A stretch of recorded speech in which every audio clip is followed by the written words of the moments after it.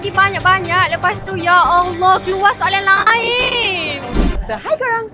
Untuk episod Confresh kali ni, kita nak tanya rakyat Malaysia apa memori diorang tentang SPM.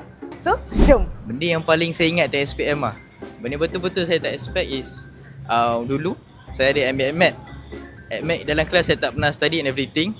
Tapi the thing yang saya buat, saya respect cikgu lah. And Alhamdulillah AdMed saya dapat B. Hidup aku gah. Hidup di baik gah.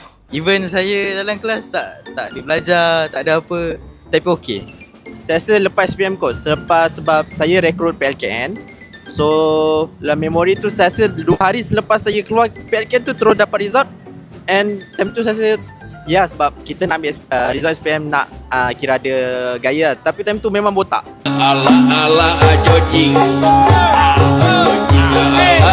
Kira botak habis lah, kira bawa keluar PLKN. So memang botak dengan kulit hitam, lepas kawat apa semua. So saya rasa memori tu yang saya tak ingat, yang paling saya tak boleh lupa lah pasal SPM.